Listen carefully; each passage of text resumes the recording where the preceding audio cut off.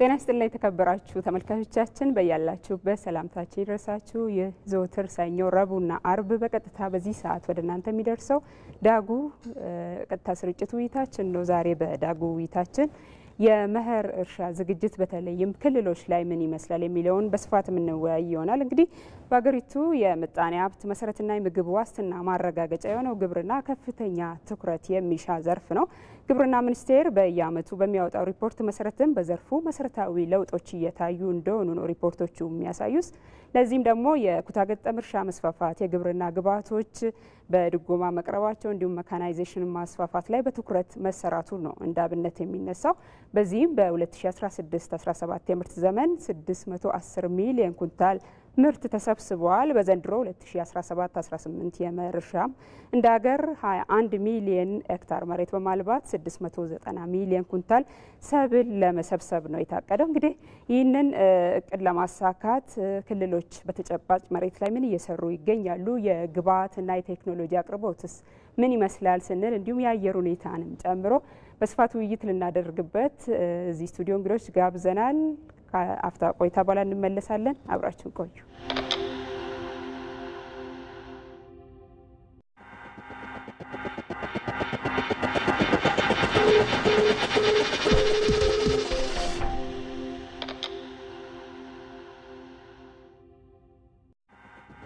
መልካም ውድ ተመልካቾቻችን እዚህ ስቱዲዮ እንዲሁም ክልል ስቱዲዮች እንግዶች ይገኛሉ። እዚህ ስቱዲዮ ከሚገኙት እንግዶች ላስተዋውቃችሁ። አጠገቤ የሚገኙት አቶ ሙስጠፋ ሁሴን ናቸው። አቶ ሙስጠፋ በኦሮሚያ ግብርና ቢሮ የሰብል ልማት ዳይሬክተር ናቸው። እንዲሁም ሁለተኛው እንግዳይ ደግሞ ዶክተር አሳምነው ተሾመ የኢትዮጵያ ሜትሮሎጂ ኢንስቲትዩት ምክትል ዋና ዳይሬክተር ናቸው።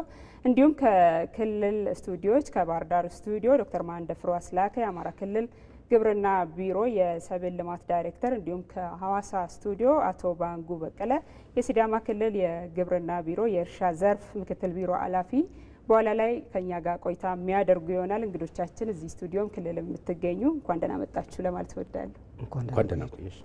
ውድ ተመልካቾች እናንተም በያላችሁበት ሆናችሁ በቀጥታ ስልክ መስመራችን 0112704235 በመደወል ባነሳነው ርዕሰ ሀሳብ ላይ ጥያቄ ወይም አስተያየት ካላችሁ በቀጥታ ልታጋሩን ትችላላችሁ። አብራችሁ እንድትቆዩ በድጋሚ ጋብዛለሁ። መልካም እንግዶቼ በቀጥታ ወደ ውይይታችን እንገባለን። ከኦሮሚያ ክልል ጀምራለሁ። አቶ ሙስጠፋ እዚህ ስቱዲዮ ስለተገኙ ዘንድሮ በኦሮሚያ ክልል በመኸር እርሻ 368 ሚሊዮን ኩንታል ምርት ለማግኘት ነው እንደ ክልል የታቀደው። ይህ ደግሞ በአገር አቀፍ ከተያዘው እቅድ ቅድም መግቢያ ላይ ካነሳሁት ከግማሽ በላይ ነው በክልሉ የሚሰራውና ይህንን ለማሳካት ምን አይነት ምቹ ሁኔታ አለ እንደ ክልል? አመሰግናለን። እንግዲህ እንደ ኦሮሚያ ክልል የሰብል ልማት በዚህ በመኸር እርሻ በሰፊው ኦልሞስት ተካሂዷል ማለት ይቻላል። የመሬት ዝግጅት ሳንጀምር በፊት ኦልሬዲ እኛ በዝናብ ሁለቴ ነው የምናመርተው። በ11 ዞን ላይ ሁለቴ ከመመረት ውስጥ የበልግ እርሻ አንዱ ነው። የበልግ እርሻ በስፋት የሚመረትበት በደቡብ አካባቢ በተለይ ቦረና፣ ጉጂና ባሌ ላይ በስፋት ኦልሬዲ አሁን ምርቱ ጥሩ ሁኔታ ላይ ነው የሚገኘው። አሁን ደግሞ ወደ መኸር እርሻ የመሬት ዝግጅት ጀምረናል ማለት ነው። ዘንድሮ የመሬት ዝግጅትን በተመለከተ ኦልሬዲ ከ10.8 ሚሊዮን ሄክታር በላይ ነው ዘንድሮ በተለያዩ ሰብሎች እንሸፍናለን ብለን አቅደን እየሰራን ያለ ነው። ከ10.8 ሚሊዮን ውስጥ እስካሁን የታረሰው ኦልሞስት ወደ 7.8 ሚሊዮን ሄክታር ታርሷል። ኦልሞስት ይሄ ከ73% በላይ አንደኛ ዙር ታርሷል ማለት ነው። ከዚህ ውስጥ ኦልሞስት ወደ 2.5 የሚሆነው በትራክተር ነው የታረሰው። ይሄም ግብርና ለማዘመን በጣም አስተዋጽኦ ስለሚኖረው ምርትና ምርታማነትን ለመጨመር ትልቅ አስተዋጽኦ ስለሚኖር እዚህ ላይ እንደ ዋና ኢኒሼቲቭ ይዘን እየሰራን ያለ ነው እዚህ መካናይዜሽን ላይ ነው ማለት ነው። እነ ኦሮሚያ እንግዲህ በስፋት ለክላስተር ምቹ በመሆኗ ሰፋፊ ክላስተሮችን ወደ 8.7 ሚሊዮን ሄክታር ክላስተር ለማድረግ ነው ማለትም ከሚመረተው በዚህ በክረምት ከሚመረተው ከ10.8 8.7 ማለት 80% በክላስተር ለማምረት ነው አቅደን እየሰራን ያለ ነው። ምን ያክል ምርት ተሰበሰበ በዘንድሮ ዓመት? እንግዲህ ባለፈው ዓመት ማለት በ2016 ከ358 ሚሊዮን ሄክታር ኩንታል ነው የተሰበሰበው። ዘንድሮ ደግሞ ወደ 368 ሚሊዮን ኩንታል ለማሳደግ ነው እየሰራን ያለ ነው።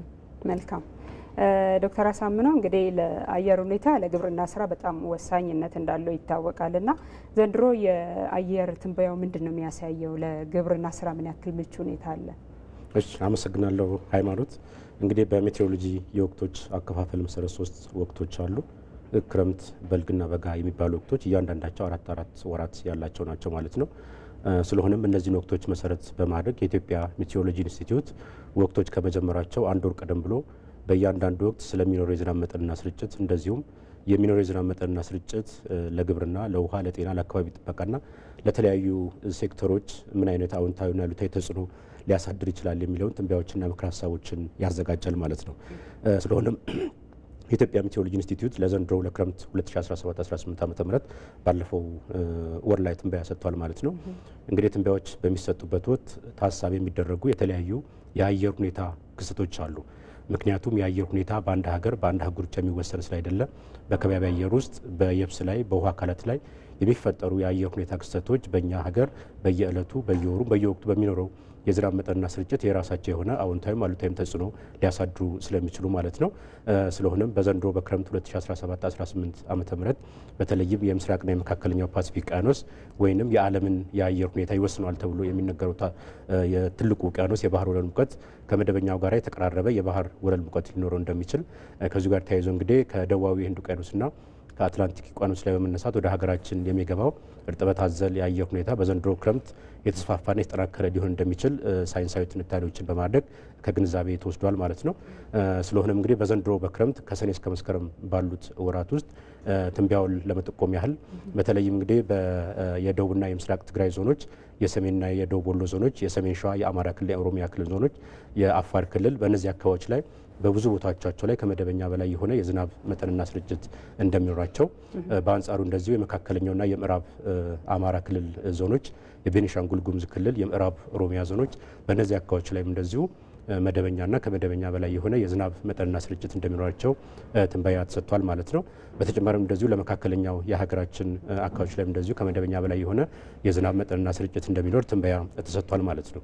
እንግዲህ የወቅቱ ደግሞ የዝናብ አጀማመር በምንመለከትበት ወቅት በመደበኛ ሁኔታ በተለይም ዝናቡ በምዕራብና በደቡብ ምዕራብ የሀገራችን አካባቢዎች ላይ ቀደም ብሎ የጀመረበት ሁኔታ ነው ያለው ማለት ነው። ለባለፉት ቀናት እንግዲህ በእነዚህ አካባቢዎች ላይ እስከ 50 ሚሊ ሜትር በ24 ሰዓት ውስጥ ዝናብ የተመዘገበበት ሁኔታ ነው ያለው ማለት ነው። በአብዛኛው የክረምት ዝናብ ተጠቃሚ በሆኑ የሀገራችን አካባቢዎች ላይ ደግሞ መደበኛ አፈሩን ተከትሎ የወቅቱ የዝናብ አጀማመር ይጀምራል ማለት ነው። በአጠቃላይ በዘንድሮ በክረምት 2017-18 ዓመተ ምህረት የክረምት ዝናብ ተጠቃሚ በሆኑ የሀገራችን አካባቢዎች ላይ መደበኛና ከመደበኛ በላይ የሆነ የዝናብ መጠንና ስርጭት ይኖራቸዋል ማለት ነው። መልካም እንቀጥላለን። ውድ ተመልካቾቻችን በመከታተል ላይ የምትገኙት የረቡዕ ረፋድ ዳጉ ቀጥታ ስርጭት ውይይታችን ነው። ዛሬ በዳጉ ውይይታችን የመኸር እርሻ ዝግጅት ላይ ነው ውይይት እያደረግን ያለ ነው። በዚህ ውይይት ላይ የግብርና ሚኒስቴር የስራ ኃላፊዎች እንዲገኙልን የጋበዝናቸው ቢሆንም ሊገኙ አለመቻላቸውን እያሳወቅን በተገኙት እንግዶቻችን ውይይታችን የምንቀጥል ይሆናል። ወደ ክልል ስቱዲዮ ልሂድና ከባህር ዳር ስቱዲዮ ጀምራለሁ። ዶክተር ማንደፍሮ በአማራ ክልል ዘንድሮ በመኸር እርሻ ምን ያክል መሬት ለማልማት ነው ያቀዳችሁት? ምን ያክል ሰብልስ ይጠበቃል? እሺ አመሰግናለሁ። ያው እንደ አማራ ክልል የመኸር እርሻ ልማታችን ዋናው ሰብል የምናለማበት ወቅት ነው። ይህንን ባገናዘበ በቀጥታ ወደ እርሻው ስራ ከመግባታችን በፊት በስራውን በሁለት ምዕራፍ ከፍለን ነው ያከናወነው። የመጀመሪያው ምዕራፍ የቅድመ ዝግጅት ለዚህ ለመኸር እርሻ የቅድመ ዝግጅት ስራዎችን በመስራት ይህንን የመኸር እርሻውን ለማሰለጥ የሚያስችሉ ተግባራትን በማከናወን ነው ወደዚህ ወደ ዋናው ተግባር የገባ ነው። ከዚህ ከቅድመ ምዕራፍ ስራዎቻችን ውስጥ የፓኬጅ ክለሳ ተግባር ያከናውነናል። የፓኬጅ ክለሳ ሲባል አዳዲስ አሰራሮች ካሉ፣ የተለቀቁ አዳዲስ ዝርያዎች ካሉ ወዘተረፈ እነኚህን ለመቀመር የሚያስችል የፓኬጅ ክለሳ ስራ ሰርተን ቀጥለን ደግሞ ባለሙያዎቻችንን በተዘጋጀው የፓኬጅ ክለሳ ዶክመንት ላይ ተመስርቶ በተቀመረው የፓኬጅ ክለሳ ዶክመንት ላይ ተመስርቶ ከክልል እስከ ቀበሌ ያሉ ባለሙያዎችን በፓኬጅ መሰረት ያደረገ ስልጠና ሰጥተናል። እሱ ብቻ አይደለም፣ የንቅናቄ መድረክ መፍጠር የተቻለበት ሁኔታ ነው ያለው። እነዚህን ተግባራት በማከናወን ነው ወደ ዋናው የመኸር ስራችን የገባ ነው።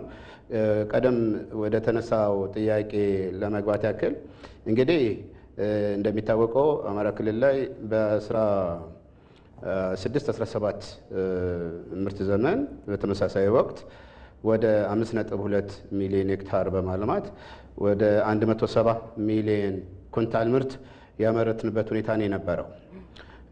እንግዲህ ዘንድሮ ደግሞ በመሬት ወደ 125,000 ካምኖ በመጨመር እንደገና ደግሞ ምርት ደግሞ 10% ከፍ በማድረግ አምና የተገኘውን 170 ሚሊዮን ኩንታል ወደ 187 ከፍ በማድረግ ነው ወደ ስራ የገባ ነው። እንግዲህ ይህንን ከማሳካት አንጻር አሁን እንደሚታወቀው ወቅቱ የእርሻ ስራ እና የታረሰውን ደግሞ በዘር የመሸፈን ተግባር ላይ ነው የምንገኘው። ከዚህ ቀደም ብዬ እንደገለጽኩት ከ5.4 ሚሊዮን ሄክታር ውስጥ አሁን ላይ ወደ 4.4 ሚሊዮን ሄክታር አፈጻጸሙ ወደ 78% ነው የሚደርሰው ያረስንበት ሁኔታ ነው ያለ። ከታረሰው ደግሞ ኦልሞስት ከ400,000 ሄክታር በላይ በዘር የተሸፈነበት ሁኔታ ነው ያለው። እንግዲህ ይሄ ብቻ አይደለም። ቀደም ከተነሳው ጥያቄ አንጻር ይሄ ምርትና ምርታማነትን ከመጨመር አንጻር አንዱ ያው የሜካናይዜሽን ስራችን ነው። ከሜካናይዜሽን አንጻር ይሄ የእርሻ ስራ ከመሆኑ አኳያ ያው ከዚህ ከበሬ ከተለመደው የበሬ እርሻ አርሶ አደሩ በሂደት ወደ ትራክተር እርሻ እንዲገባ ከማድረግ አንጻር ኦልሞስት ከዚህ ከ5.4 ሚሊዮን ሄክታሩ ወደ 981,000 ሄክታሩን በትራክተር ለማረስ አቅደን የገባንበት ሁኔታ ነው ያለው። አፈጻጸሙም ጥሩ ነው። አፈጻጸሙም ኦልሞስት አሁን ላይ ወደ 360,000 ሄክታር በትራክተር የታረሰበት ሁኔታ ነው ያለው። በእርግጥ እንደሚታወቀው የቆላማው የአማራ ክልል አካባቢ እርሻ ገና ያልጀመሩ በስፋት ደግሞ እነዚህ ወደ የምዕራብ ጎንደር አካባቢዎች እና የዚህ ወደ ጃዊ አካባቢ ከሰኔ በኋላ ወደ እርሻ የሚገቡ ስለሆነ ሜካናይዜሽንም ደግሞ በከፍተኛ ደረጃ እዛ አካባቢ ስለሆነ የሚጠቀሙት ለዛ ነው የተወሰነ ያነሰ የሚመስለው እንጂ ከሜካናይዜሽን ስራችን አንጻር በትኩረት እየሰራን ያለንበት ሁኔታ ነው ያለው። ሌላው እንግዲህ ምርትና ምርታማነትን ለማሰለጥ እንደ አንድ ዋና መስፈርት እና መሳሪያ የያዝነው ያው የኩታ ገጠም ልማታችን ነው።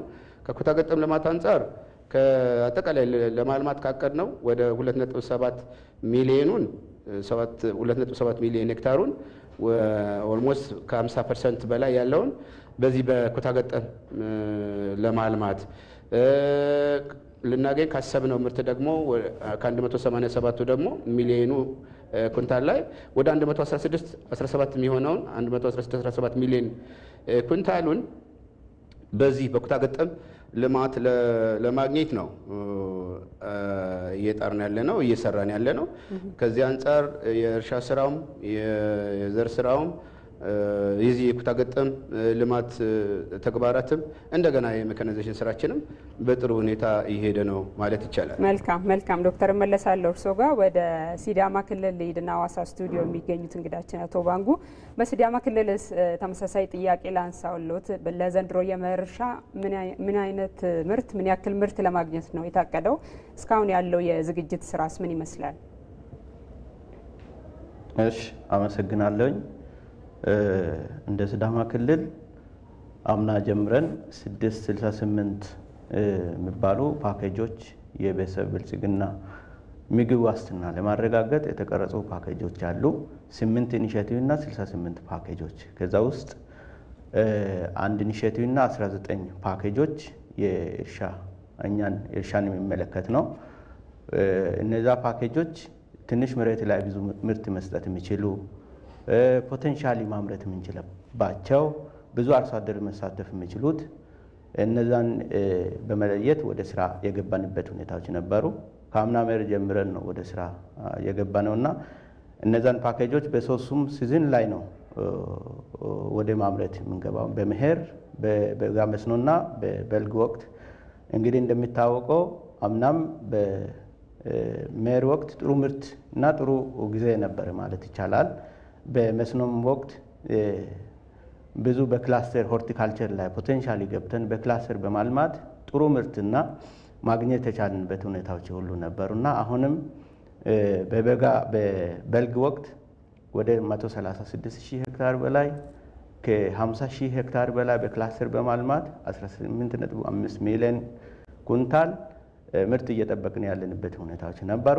ወደ መኸር ሲመጣ ደግሞ እነዛን ፓኬጆቻችን በመኸር በበጋ መስኖ በበልግ ነው የምናለማውና አሁንም ደግሞ በዚህ መኸር በቂ ዝግጅት አድርገን ከላይ እስከ ታች ያሉ ከአርሶ አደሮቻችን እስከ አርሶ አደሮቻችን ድረስ መግባባት ፈጥረን የተለያዩ ስልጠናዎች ለዲዮቻችን ለአርሶ አደሮቻችን እና ለአመራሮቻችን ጭምር በነዛ ፓኬጆችን በሚመለከት በቂ ስልጠና ሰጥተን እቅዱ ላይ ፖቴንሻል የምንገባባቸውን አካባቢዎችን ለይተን አግሮኢኮሎጂን ለይተን ክሮፕ አይነቱን ለይተን እንዴት ማምረት እንዳለብን በኩታ ገጠም እንዴት ማምረት እንዳለብን ሁሉ በስልጠና ብዙ መግባባት ከፈጠርን በኋላ አሁን በዚህ መኸር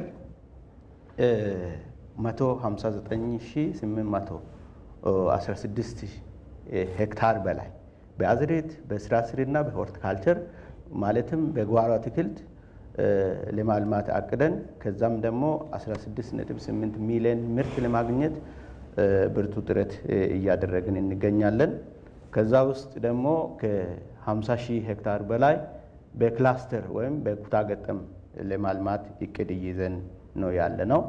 በዚህ ጎን ለጎን ከፓኬጆቻችን አንዱ የሆነው ከተማ ግብርና ላይ በተለይ ከመሬት በላይ 1.7 ሚሊዮን ማቴሪያል ላይ መሬት ጥበት ያለበት እንግዲህ ያው ግቢ ውስጥ ቃቻ ብለን ክላስተር ፈጥረን እየድን ያለንበት ሁኔታዎች አሉና በዛ ላይም ትኩረት ሰጥተን እየሰራን ያለንበት ሁኔታዎች አሉ። ለዛም የሆኑን ደግሞ ግብአት ምርጥ ዘር በበቂ ሁኔታ ለአርሶ አደሮቻችን ለማዘጋጀት ብርቱ ጥረት እያደረግን እስካሁን ያው ብዙ ችግር ያጋጠመን የለም። ጥሩ ደረጃ ላይ እንገኛለን። ከማምረቱ ወደ ማሳ ዝግጅቱ ከመግባታችን በፊት በተለይ ወደ መኸር እርሻ የምንገባባቸው አካባቢዎች ሃይላንድ ከመሆኑ አንፃር አሲዲቲው ያለበት በአሲድ ክሮፓችን የሚያበላሽበት ሁኔታ ስለሚኖር ያንን ለመከላከል ከ50,000 ኩንታል በላይ ኖራ በማከፋፈል አፈር ላይ በማቀላቀል ወደ ማሳ ዝግጅት ነው እየገባን ያለንበት ሁኔታዎች አሉ። መኸር እንግዲህ እኛ ጋር ለትሊ ነው የምንገባው። በልግ አሁን ነው እያለቀ ያለውና አሁን ባለን እስካለን ድረስ ያው ቅድም ያልኩትን ያነሳቸውን ዝግጅቶችን ሙሉ አጣጠናቀን አሁን ወደ ከ15,000 ሄክታር በላይ ማሳ ተዘጋጅቷል። ቅድም እስከ 160,000 ሄክታር መኸር ከምናዘጋጀው ከ15,000 ሄክታር በላይ የአንደኛ ዙር ማሳ ማዘጋጀት ተችሏል። በዚህ ብርቱ እንቅስቃሴን እያደረግን እንገኛለን ለማለት ፈልጋለሁ። መልካም እመለሳለሁ ወደ ክልል ስቱዲዮዎች። አቶ ሙስጠፋ ጋር ልምጣና ክልሎች እንግዲህ ባላቸው ተጨባጭ ሁኔታ ባላቸው የአየር ንብረት ሁኔታም ነው ወደ እርሻ ስራው የሚገቡትና በኦሮሚያ ክልል እስካሁን ያለው የዝናብ ሁኔታ ምን ይመስላል? ከመቼስ እስከ መቼ ነው የመኸር እርሻ የሚባለው በኦሮሚያ? ኦኬ፣ በጣም ጥሩ። እንግዲህ ኦሮሚያ ክልል ኦልሞስት ሁለት አይነት እርሻ ነው የሚያካሂደው በዝናብ ማለት ነው። በበልግና በመኸር ነው። በበልጋውን ኦልሬዲ ከመጋቢት በፊት ጀምሮ እስከ ሰኔ ድረስ ያለው ኦልሬዲ የበልግ እርሻ ተከናውኗል። ኦልሬዲ የበልግ እርሻ አሁንም ጥሩ ደረጃ ላይ ነው ያለው ደቡብ ፓርት ላይ። አሁን ደግሞ ከሰኔ ጀምሮ እስከ መስከረም መጨረሻ ድረስ የመኸር እርሻ ነው። ስለዚህ የመኸር እርሻ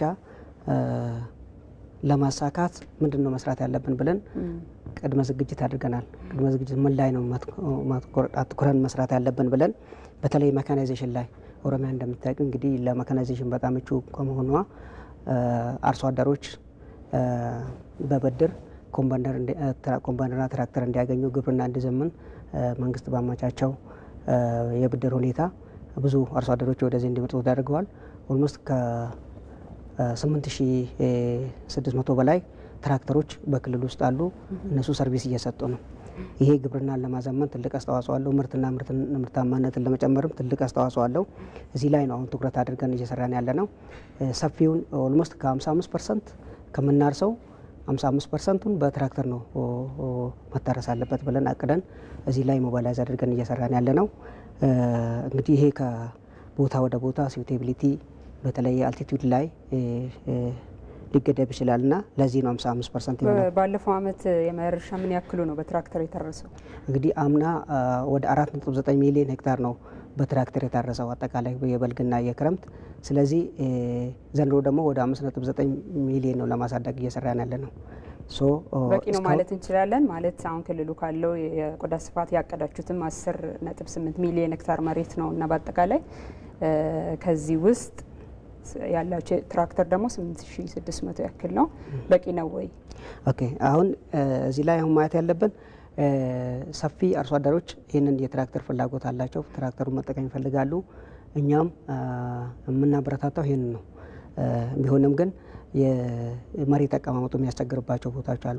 በተለይ አልቲቱድ ትንሽ ውጣ ውረድ የሚኖሩበት ቦታ ትራክተሩን በገብቶ ማረስ የማይችልበት በባህላዊ እርሻ እንዲያርሱ እያደረግን ነው። እንግዲህ ወደፊት ይሄ እየተስፋፋ ነው የሚሄደው። ሌላው አሁን ትኩረት አድርገን እየሰራን ያለ ነው ፕሮዳክቲቪቲ ነው። ፕሮዳክቲቪቲ ምን ይዘን ነው መጨመር የምንችለው፣ ምርታማነትም ማለት ነው ምን ይዘን ነው መጨመር የምንችለው የሚለውን ቴክኖሎጂዎች በተለይ በግብርና ሚኒስቴር በኩል የተከለሱ ፓኬጆች አሉ። ያንን ፓኬጆች እኛ ወደ ተጨባጭ ወደ ክልላችን ተጨባጭ ሁኔታ ቀይረን ወደ ታች ወደ ክልልና ወደ ዞንና ወደ ወረዳ አውርደናል። እስከ ታች ድረስ ተወያይተንበት በተለይ ኢንቴንሲቭ አግሪካልቸር በዝናብም ሁለቴ ማምረት ከሁለት ጊዜ በላይ ማምረት እንደሚቻል በበልግም እንደገና ደግሞ በደብል ክሮፒንግ ሲስተም ምርትን ማሳደግ እንደሚቻል ምርታማነትን ማሳደግ እንደሚቻል እዚህ ላይም ትኩረት አድርገን እየሰራን ያለ ነው። ሌላው ሰብል ልማት ጥበቃ ላይ በተለይ በሽታ ስንዴ ላይ በጣም ከዚህ ባለፉት አመታት ኦልሬዲ ሲያስቸግረን ነበርና እዚህ ላይ ፉዛሪየም ሄድ ብላይት የሚባለው በጣም ስንዴን ሲያጠቃ የነበረው እዚህ ላይ የአቅርቦት ሁኔታ እንዲሻሻል ተደርጓል። አምና ጥሩ ሁኔታ ካቻም ከ2015-16 የተሻለ የክትትልና የኮንትሮል ሲስተም ጥሩ ነበርና ዘንድሮ ደግሞ ከዛ በመነሳት የባለሙያዎችን ማሰልጠን ከባለሙያዎች ውጪ እንደገና የገበያ ሁኔታም የኬሚካል አቅርቦት ሁኔታም ከአምናው እንዲሻሻል ተደርጎ የተሰራበት ሁኔታ አለና ፌዴሬሽን ኦልሬዲ የሚያስፈልገውን ኬሚካሎች ያስገብተዋል ማለት ነው። ሌላው አሁን የማዳበሪያ አቅርቦት ነው። አቶ ሙስጠፋ ይቅርታ የግብአትን ጉዳይ ተመልሰን በደንብ እናየዋለን። ዶክተር ጋልምጣና አንዴ ዶክተር አሳምነው ከአየር ሁኔታ ጋር ተያይዞ ቀደም ሲል ከመደበኛም በላይ መደበኛም የዝናብ መጠን የሚያገኙ አካባቢዎች እንዳሉ አንስተውልናልና ምናልባት ከግብርና ስራ ጋር ተያይዞ ከመደበኛ በላይ ወይም መደበኛ የምንለው ዝናብ የሰብል እድገት ላይ ምን አይነት አስተዋጽኦ ነው የሚኖረው? ከመደበኛ በላይ መሆኑ ውስጥ ተጽዕኖ ይኖረዋል ወይ? እሺ አመሰግናለሁ። እንግዲህ ቅድም ለመግለጽ እንደሞከርኩት በዘንድሮ በክረምት 2017-18 ወይም ደግሞ ከሰኔ እስከ መስከረም ባሉት የዝናብ ወራት ውስጥ በሁሉም የሀገራችን አካባቢዎች መደበኛና ከመደበኛ በላይ የሆነ የዝናብ መጠንና ስርጭት ይኖራቸዋል። በአንጻሩ የደቡብ ኦሮሚያ ዞኖች እንደዚሁም የሀገራችን ሶማሌ ክልል ደቡባዊ ክፍል የክረምት ወቅት ብዛም የዝናብ ተጠቃሚዎች አይደሉም ማለት ነው። የሆነ ሆኖ ከነሐሴ አጋማሽ በኋላ ለነዚህ አካባቢዎች ለአርብቶ አደሩ የሚሆን ጥሩ የዝናብ ሁኔታ እንደሚኖራቸው ነው ማለት ነው። ስለሆነም እንግዲህ የሚኖረው መደበኛና ከመደበኛ በላይ የሆነ የዝናብ መጠንና ስርጭት እንግዲህ አብዛኛው የግብርና የስራ እንቅስቃሴዎች የሚከናወኑት በዚህ በክረምት ወቅት ነው ማለት ነው። ወይንም ክረምት ከአመታዊ የዝናብ መጠኑ እስከ 85 በመቶ የሚደርሰውን የዝናብ መጠንና ስርጭት የሚስተዋለው ከሰኔ እስከ መስከረም በሚኖሩት ወራት ነው ማለት ነው በመደበኛ ሁኔታው። ስለሆነም በክረምት ወቅት የሚኖረው የዝናብ መጠንና ስርጭት በግብርናው ላይ ከፍተኛ የሆነ ተጽዕኖ ያሳድራል ማለት ነው።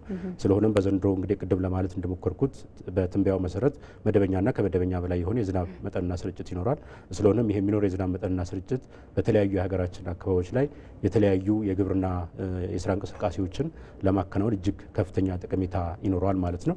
እንግዲህ ከመደበኛ በላይ ሆነ ማለት ተጽዕኖ ይኖረዋል ማለት አይደለም። ነገር ግን አልፎ አልፎ ከሚኖሩት ተደጋጋሚነት ከሚኖር የዝናብ መጠንና ስርጭት የተነሳ የእርጥበት መብዛት፣ የዝናብ መብዛት በሰብል እድገቶች ላይ ራሱ የሆነ ውስን ተጽዕኖዎች ሊኖሩ ይችላሉ። ነገር ግን ያንን የተለያዩ ቦዮችን በማውጣት ውሃውን በማንጣፈፍ በማፋሰስ ተጽዕኖ መቀነስ ይቻላል ማለት ነው። ስለዚህ የሚኖር የዝናብ መጠንና ስርጭት ቅድም ከክልሎችም ሲገለጽ እንደነበረው በተለያዩ የሀገራችን አካባቢዎች ላይ ጥሩ የግብርና የስራ እንቅስቃሴዎችን ለማከናወን እጅግ ከፍተኛ ጠቀሜታ ይኖረዋል ማለት ነው።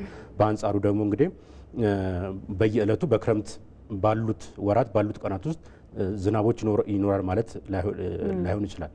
ምክንያቱም የሚኖረውን ከመደበኛ በላይ የሆነ የዝናብ መጠንና ስርጭት በአግባቡ በማሰባሰብ ለተለያዩ ነገሮችን መጠቀም ይቻላል። ለምሳሌ ለጓሮ አትክልቶች ሊሆን ይችላል፣ ለእንስሳት የመጡ ውሃ አቅርቦት ሊሆን ይችላል።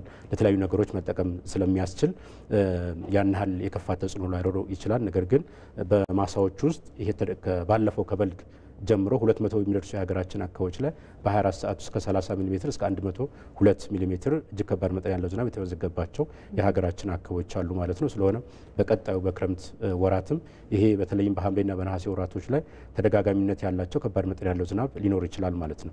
ስለሆነም ያ ለግብርናው ለሰብሎች አዝርዕት እድገት እጅግ ከፍተኛ ጠቀሜታ ይኖረዋል። በአንጻሩ ደግሞ እንግዲህ ቅድም የውሃ መተኛት ሊኖር ይችላል፣ የመጨቅየት ነገሮች ሊሆኑ ስለሚችሉ በማዳበሪያ አጨማመር ላይም የራሱ የሆኑ ተጽዕኖ ሊኖሩ ስለሚችል ከወዲሁ ለማህበረሰቡ ለአርሶ አደሩ አስፈላጊውን ግንዛቤ በመፍጠር ከወዲሁ ዝግጅት ማድረግ ያስፈልጋል ማለት ነው። ምን አይነት ዘዴዎችን መከተል አለባቸው? ለምሳሌ የሚገኘውን ዝናብ አሁን ከሰኔ እስከ መስከረም ወጥ ላይሆን ስለሚችል የሚዘንበው ዝናብ በአንድ ዙር የሚገኘውን ከፍተኛ ዝናብ አቆይተው ለመጠቀም ምን አይነት ስልት መከተል ይኖርባቸዋል?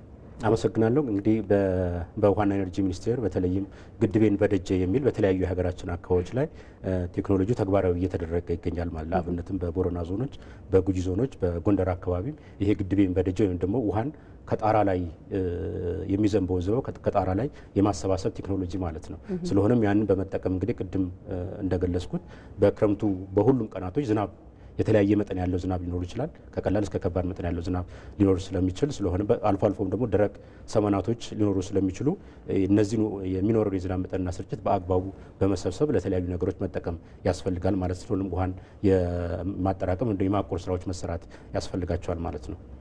መልካም እንቀጥላለን። ዶክተር ማንደፍሮ ወደ አማራ ክልል ልምጣና አሁን ከኢትዮጵያ ሜትሮሎጂ ኢንስቲትዩት መረጃ እንደሰማ ነው እንግዲህ በመደበኛና መደበኛ በላይ ዝናብ እንደሚኖር ነው። በእናንተ ክልል እስካሁን ያለው የዝናብ ሁኔታ ምን ይመስላል? የሚገኘውንስ እንዴት ለመጠቀም ነው ያሰባችሁት? በጣም ጥሩ። እንግዲህ እንደ አማራ ክልል አሁን ላይ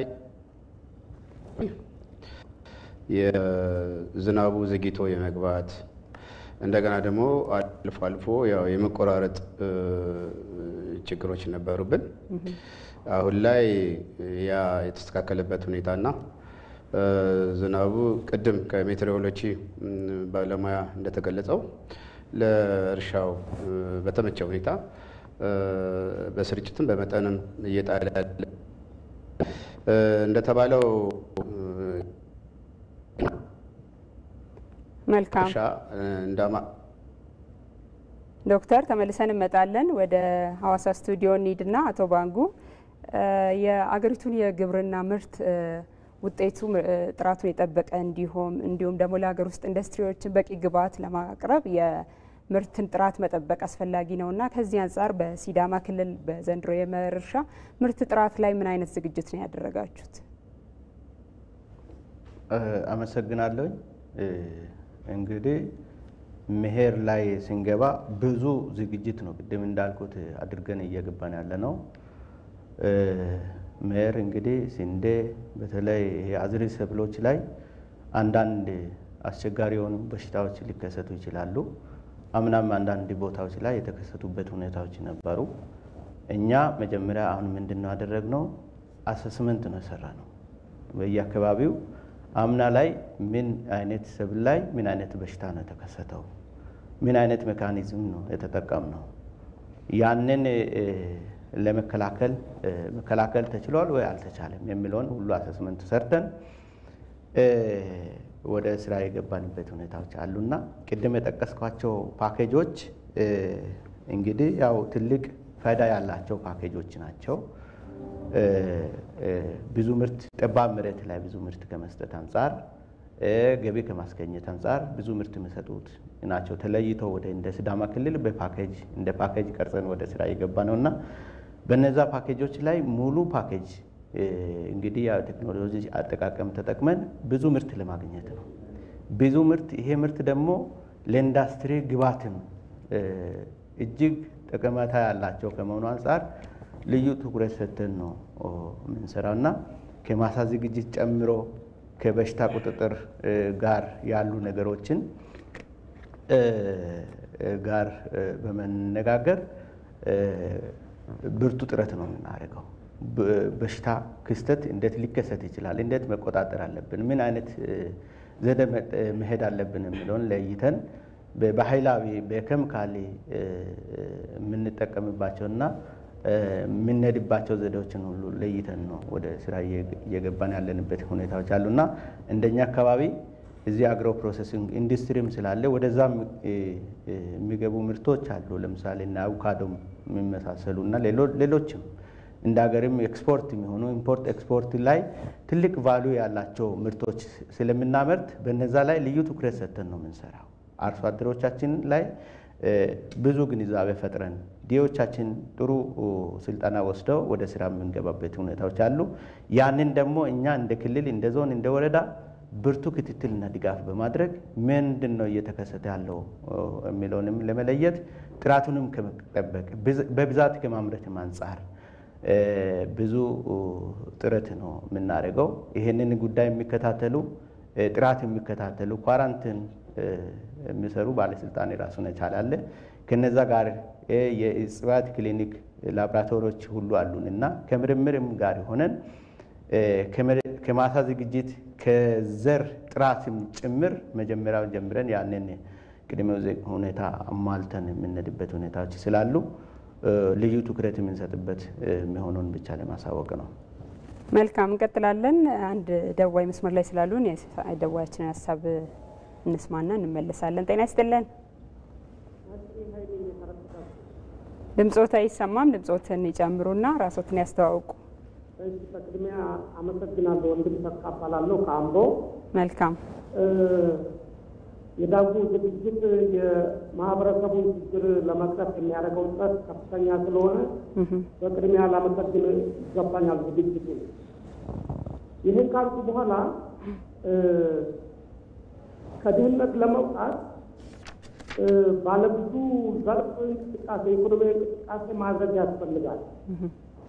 ነገር ግን በቅድሚያ ቦታ ላይ ተሰልፎ የሚገኘው ግብርና መሆኑ ይሰማኛል። ግብርናው መካናይዝ ሆኖ በሚገባ በመስኖ በሁሉም መስክ ምርት የሚበዛ ከሆነ ኤክስፖርትም ይጨምራል፣ የምግብ ሉዓላዊነት ይከበርና አገሪቱ ከድህነት የምትወጣበት መንገድ ያ ይሆናል ብዬ አስባለሁ። ስለዚህ በግብርና ምርት ላይ የተሰማሩ ባለሙያዎች፣ ገበሬዎች በአጠቃላይ በሙሉ ከፍተኛ ጥረት ሊያደርጉ ይገባል እና ወቅቶችን ጠብቀን በስርዓቱ ልናመርት ይገባል። ይሄ የሀገራችን ዋና የኢኮኖሚ አውታር ስለሆነ ይህን ካልኩ በኋላ ባለሙያዎች ሁለት ጥያቄ መጠየቅ እፈልጋለሁ። የመጀመሪያው በተለያዩ ሚዲያዎች ስሰማ አንዳንድ ቦታ ላይ ዝናብ ሲጠበቅ ዝናብ የጠፋበት ቦታ አለ። ለምሳሌ አሁን በወሎ ካሉ ገበሬዎች ብዙ ቅሬታ ሲያሰሙ ይሰማል። ሌሎችም ቦታዎች ተዘዋሉ። ኢቭን ከቦታቸው መስማቶ በስር ላይ ሊሆኑ ይነገራሉ እና ስለዚህ የሚመለከታቸው ዝናብ አጠር የሆነና ወደ ግብጽ የሚመጣበት ሁኔታ አዝማሚያ የሚታይበት ቦታ ተለይተው ድጋፍ መስጠት አለበት። በዚህ በኩል ክልሎች ምን እያደረጉ ነው እና የሚመለከታቸው በዚህ ጉዳይ ላይ አስተያየት የሚሰጥ ነው። ሁለተኛው ጥያቄ በቴክኖሎጂ አካባቢ ቅድመ ፎርካስት ሲደረግ የሀገሪቱን ወቅቶች ያልታወቁ ከፍለው ነው መግለጫ የሚሰጡ። እኛ ግን የምናውቀው ከፊት ጀምሮ በአካዳሚክ ዓለሙም 4 ወቅቶች እንደነበሩ ነው እና አሁን 3 ወቅቶች ሜትሮሎጂ ሰነድን 3 ወቅቶችን በደንብ ጊዜዎቹን ክሊር አድርጎ ቢገልጽ ለምን በ3 ወቅቶች በሚል ብቻ ነው በደፈናው መግለጫ የሚሰጠውና ለሶስት የሚከፍሏቸውን ወራቶች ክሊር አድርጎ በ3 ከፍለው ለ4 ወር መግለጫ እሱን ግልጽ ሊያደርጉልን ለአድማጭም ለሚመለከተው ሁሉ ግልጽ ሆኖ ዝግጅት እንዲያደርግ ሊረዳ ስለሚችል እነዚህን ወቅቶች በደንብ ይድረሱልን ለማለት ነው። አመሰግናለሁ። አቶ ወንድምተካ ካምቦ በጣም እናመሰግናለን ስለ ሀሳቦት። መልካም የአቶ ወንድምተካን ጥያቄዎች ዶክተር በኋላ ላይ ይመልሱልናል። ወደ አቶ ሙስጠፋ ልምጣና ቀደም ሲል የግብአትን ጉዳይ አንስተው ነበር። ከግብአት ጋር ተያይዞ በየአመቱ በተለይ የአፈር ማዳበሪያ ላይ አርሶ አደሮች ጋር ጥያቄዎች ይነሳሉ። በጊዜው አለመቅረብ፣ በቀረበው ፍላጎት መጠንና አይነት አለመቅረብ እንዲሁም የዋጋ ጥያቄዎች ይነሳሉ እና ዘንድሮ እንደ ክልል እናንተ ምንድን ነው ያቀዳችሁት? የፍላጎት መጠን ምን ያክል ነው? ምን ያክልስ ቀርበዋል? ኦኬ በጣም ጥሩ። እንግዲህ እንደ ኦሮሚያ ዘንድሮ የማዳበሪያ ጥያቄ አምና ወደ 8.8 ሚሊዮን ኩንታል ነው ቀርቦ ስራ ላይ ዋለው። ዘንድሮ ፍላጎታችን ብዙ ነበር። ኦልሞስት ከ15 ሚሊዮን ኩንታል በላይ ነበርና አሁን ኦልሬዲ በግብርና ሚኒስቴር በኩል የደረሰን ወደ 10.5 ሚሊዮን ከዛ ውስጥ ከ10.5 ሚሊዮን ኩንታል ውስጥ ወደ 6.8 ሚሊዮኑ ኦልሬዲ ደርሷል ገብተዋል ማለት ይቻላል። ክልል ውስጥ እየተሰራጨ ነው ያለው። ኦልሞስት ወደ 3.2 ሚሊዮን ኩንታል ከገባ ውስጥ ተሰራጭተዋል። ከአምናው ብልጫ አለው። ኦልሞስት ከ2 ሚሊዮን ኩንታል በላይ ዲፍረንስ አለው ማለት ነው። ይሄ ምርትና ምርታማነት ማሳደግ ላይ የአርሶ አደሩንም ጥያቄ ከመለስ አንጻር በጣም ጥሩ ነው ብለን እናስባለን። ቢሆንም አሁንም ያው እንደ አርሶ አደሩ ፍላጎት ላይሆን ይችላል። ቢሆንም ግን እኛ እንደ አማራጭ ምንድነው እያደረግን ያለ ነው? አርሶ አደሩ በአካባቢ ያለውን ኮምፖስት እንዲያዘጋጅ በተለይ ቨርሚ ኮምፖስቶችን ቨርሚ ኮምፖስት ሳይት በሁሉም ቦታ ተሰርተዋል።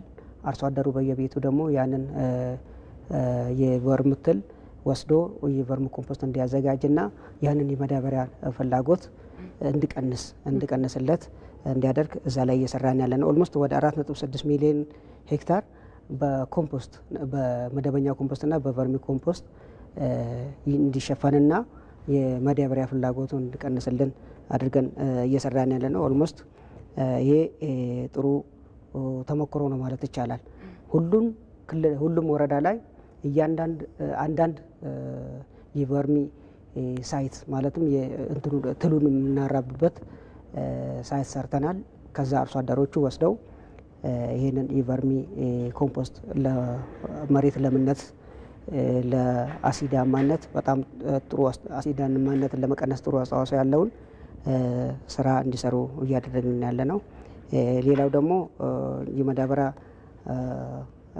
ዘንድሮ ብዙም እንትን የለም ማለትም ደርሷቸዋል። ኦልሬዲ አርሶ አደሮቹ በጊዜ በፈለጉበት ሰዓት ከመጋዘናቸው ወስደው ዩኒየን ባመጣው እንትን በመንግስት ባወጣው ዋጋ በዩኒየን አማካኝነት እየወሰዱ ነው ያለውትና ምንም የማዳበሪያ ቅሬታ እስካሁን እጥረትም እስካሁን አልገጠመንም። መቼ ነው ማዳበሪያ መቅረብ ያለበት? ኦልሬዲ ማዳበሪያ መቅረብ የጀመረው ቆይቷል። ኦልሞስት ከ6ኛ ማለትም የካቲት ጀምሮ ነው ሲቀርብ የነበረውና ለበልግ ኦልሬዲ ለበልግ ደርሶልናል።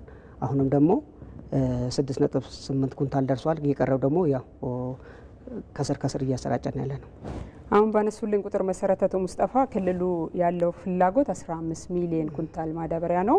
ለክልሉ የቀረበው ደግሞ 10 ሚሊዮን ኩንታል ነው። ከዚህም ውስጥ 3.2 ሚሊዮን ብቻ ነው እስካሁን የተሰራጨው እያሉ ነውና እንዴት ነው ማለት አንደኛ አርሶ አደሩ የፈለገውን ያክል ማዳበሪያ ማግኘት ይችላል ወይ? 5 ሚሊዮን ኩንታል ልዩነት አለው ከፍላጎቱ።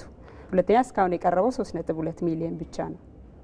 ኦኬ በጣም ጥሩ። እንግዲህ እንደ ፍላጎት አሁን ብያለሁ እንደ ፍላጎት ምክንያቱም ይሄ ነገር ከውጪ ነው የሚገባውና ያው መንግስት ከውጪ ስለሚያስገባ በማክሮ ቲም የተወሰነ ነው። እንግዲህ ከክልላችን ደግሞ የደረሰው ድርሻ ኦልሞስት ወደ 10.5 ሚሊዮን ነው። ይሄ በጣም ትልቁ ድርሻ ነው ማለት ይቻላል።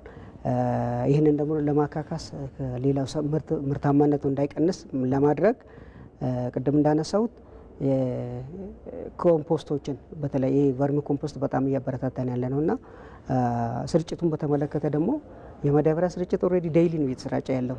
ስርጭቱን ደግሞ መንግስት ገንዘቡ እንዳይባክን በባንክ ሲስተም ከኢትዮጵያ ንግድ ባንክ ጋር ተሳስረው አርሶ አደሩ ቀጥታ ከፍሎ ቀጥታ በኦንላይን ነው ማለት ነው።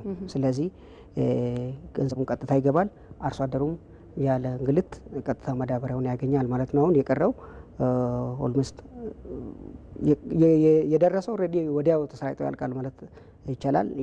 የሚመጣውም ይሄ የበልግ እርሻ ስነሳ አርሶ አደሩ የቀሩት አርሶ አደሮች ይጠቀሙታል። ቀሪው እስከ መቼ ነው የሚደርሰው?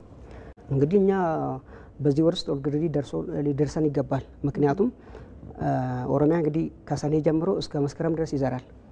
ባሌና ጉጂ ቦረና መስከረም ውስጥ ነው የሚዘሩት። ስለዚህ አሁን የመጣልን እዚህ ለሴንትራል አካባቢ ለምዕራቡ ኦሮሚያ በተለይ በቆሎ የሚያመርቱ አርሶ አደሮች በስፋት ይህን ማዳበሪያ እየወሰዱ ነው ያሉትና እዚህ ሴንትራል ደግሞ ስንዴና ጤፍ የተለያዩ ሰብሎችን ቶሎ የሚዘሩ ሰብሎችን የሚዘሩ ደግሞ እየተከፋፈሉ እየወሰዱ ነው ያሉት።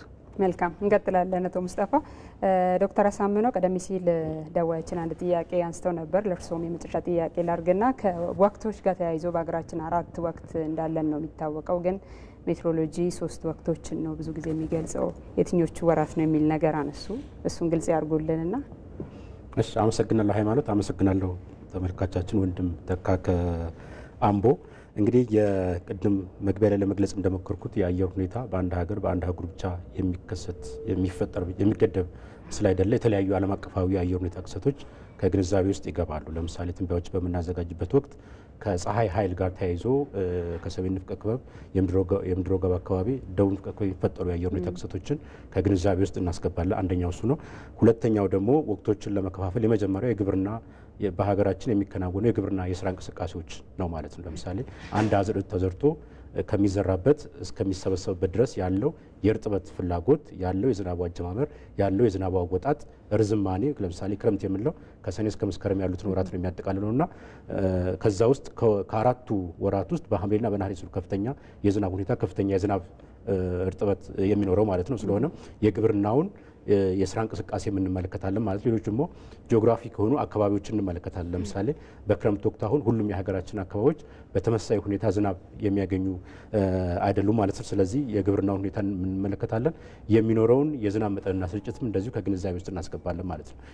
የወቅቱ የዝናብ አጀማመር መቼ ነው፣ የወቅቱ የዝናብ አወጣጥ መቼ ነው የሚለውን ነገር እነዛ ላይ ሳይንሳዊ ትንታኔዎችን በማካሄድ ነው ወደ 3 ወቅቶች የመጡት ማለት ነው። የሆነ ሆኖ አሁን ከዚህ ከአየር ጠባይ መዋዠቅና መለወጥ ጋር ተያይዞ ለአብነትም የበልግ ዝናብ ከጊዜ ወደ ጊዜ እየተዳከመ የመጣበት ሁኔታ ነው ያለው ማለት ነው። ስለሆነ ወቅቶችን እንደ አዲስ የማደራጀት ስራዎች እንደ አዲስ የመከፋፈል ስራዎች እየተሰሩ ያሉበት ሁኔታ ነው ያለው ማለት ነው። አርሶ አደሮች በየአካባቢያቸው የሚያገኙትን የዝናብ መጠንና እርጥበት እንዴት ነው መጠቀም የሚኖርባቸው? እንደው የዘርፉ ባለሙያዎችስ ምን አይነት ድጋፍ ከዚህ ከዝናብና ከእርጥበት ጋር ተያይዞ ምን አይነት ድጋፍ ሊያደርጉላቸው ይገባል? አመሰግናለሁ። እንግዲህ የኢትዮጵያ ሜትሮሎጂ ኢንስቲትዩት በዋናው መስሪያ ቤት እንደዚሁም በክልል ባሉን 11 የሜትሮሎጂ አገልግሎት ማዕከላቶች የተለያዩ የትንበያዎችና ምክረ ሀሳቦችን እየሰጠን እንገኛለን ማለት ነው። የአጭር ጊዜ ትንበያዎች በየዕለቱ የምናወጣቸው የ10 ቀን ትንበያዎች በየወሩና በየወቅቱ ማለት ነው። ስለሆነም እነዚህ እንግዲህ ትንበያዎችና አሉት ምክረ ሀሳቦች አሉት ማለት ነው። ስለሆነም እንግዲህ ማህበረሰቡ በተለይም አርሶ አደሩ በዘንድሮ ክረምት እንግዲህ መደበኛና ከመደበኛ በላይ የሆነ የዝናብ መጠንና ስርጭት ስለሚኖር ከወዲሁ እንግዲህ የማሳ ዝግጅቶችን ማድረግ ያስፈልጋል። ቅድም እንግዲህ እዚህ ከኦሮሚያም ሲገለጽ እንደነበረው ከአማራ ክልልም ከሲዳማ ክልልም ሲገለጽ እንደነበረው ከወዲሁ ለአርሶ አደሩ አስፈላጊውን የሆነ ግንዛቤዎች መፍጠር ያስፈልጋል ማለት ነው። አስፈላጊ የሆኑ ግብአቶችን ቅድም ሲገለጽ ከባለሙያዎቹ ሲገለጽ እንደነበረው ግብአቶችን ማሟላት ያስፈልጋል ማለት ነው። ሌላው ደግሞ እንግዲህ በክረምቱ ቅድም ለመግለጽ እንደሞከርኩት በሁሉም ቀናቶች ላይ ዝናብ ላይኖር ይችላል ማለት ስለሆነ ማህበረሰቡ ከወዲሁ ያለውን እርጥበት በአግባቡ ለመጠቀም እንዲያስችለው የውሃ ማሰባሰብ ዘዴዎችን መሰራት መቻል አለበት ማለት ነው። እንደዚሁ ደግሞ በሐምሌና በነሐሴ ወራቶች ላይ ከሚኖረው ተደጋጋሚነት ያለው ከባድ መጠን ያለው ዝናብ የተነሳ በማሳዎች ውስጥ በአዝርቶች ውስጥ ውሃ የመተኛት አዝማሚያ እንዳይኖር ከወዲሁ ለማህበረሰቡ የውሃ ማፋሰሻዎችን ለማውጣት የሚያግዘውን ስራዎች መሰራት ያስፈልጋል ማለት ነው። የሆነ ሆኖ ለማህበረሰቡ ከወዲሁ የማሳ ዝግጅት እንዲያደርግ አስፈላጊውን ግንዛቤ መፍጠር ያስፈልጋል ማለት ነው።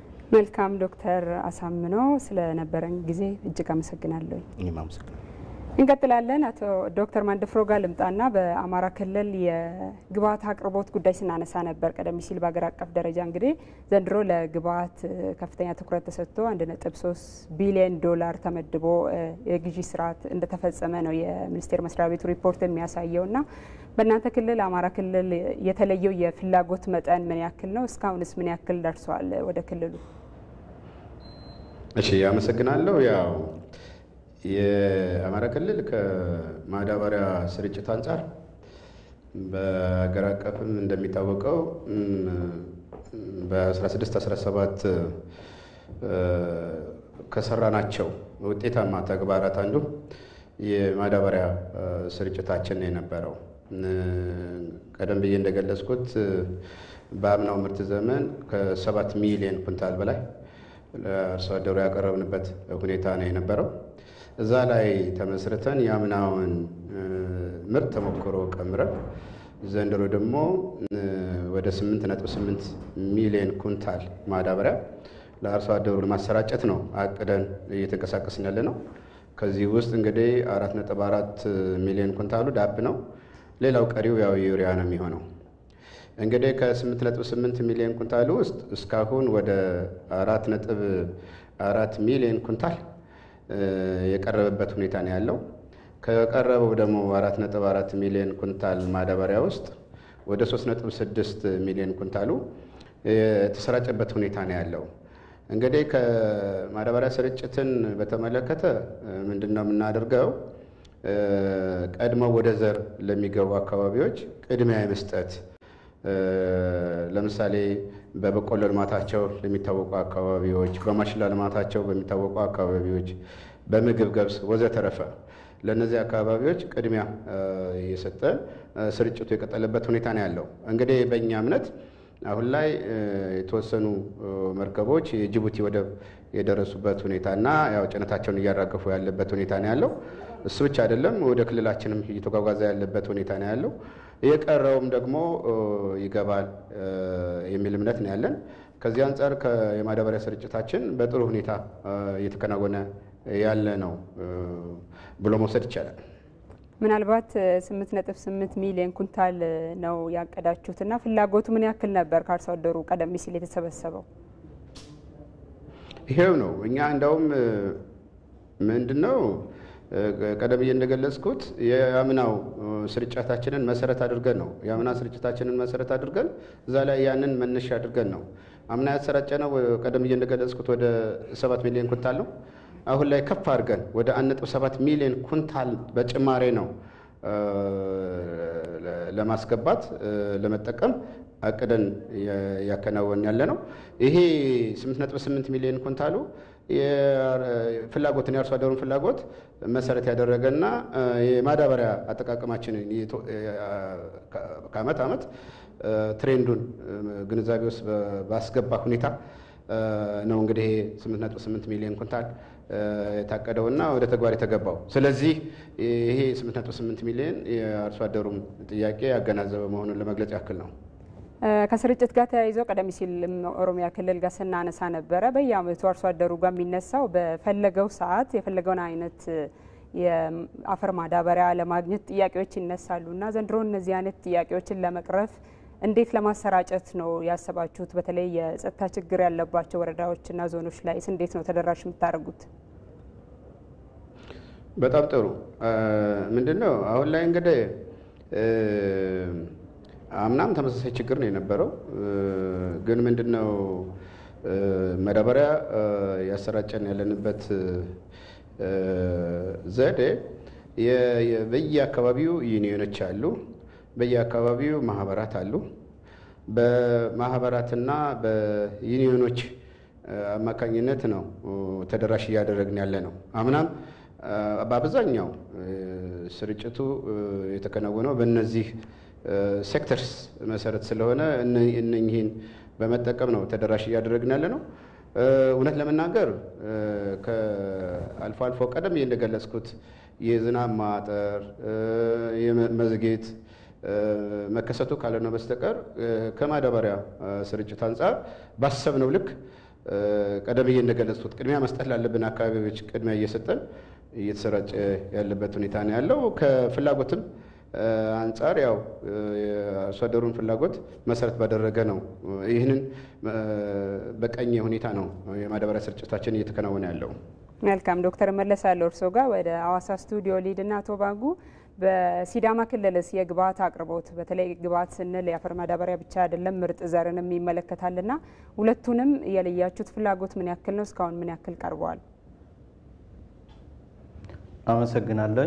እንግዲህ ቅድም እስካሁን እያነሳን ያለ ነው እንደ ቢሮአችንም ትልቁ ተልዕኮ ምርትና ምርታማነት ማሳደግ ነው። ምርትና ምርታማነት ለማሳደግ ቅድም ስናነሳ የነበረው የሄክታሬጁ ከቨሬጅ የመሬት ሽፋኑ በየአመቱ እየጨመረ ነው ያለው። ኢቭን ከአምናው ራሱ ኮምፔር ስናደርግ ከ20% በላይ ብልጫ ያለው ነው። ይሄ ታሳቢ የተደረገው ሁሉም አርሶ አደር ተደራሽ በማድረግ በምግብ ራስን ለመቻል ታሳቢ የተደረገ ነው። ያንን ምርትና ምርታማነት የምናገኝ ከሆነ ግብዓት አጠቃቀም ላይ ቴክኖሎጂ ላይ አቅርቦትና አጠቃቀም ላይ ልዩ ትኩረት መስጠት አለበት።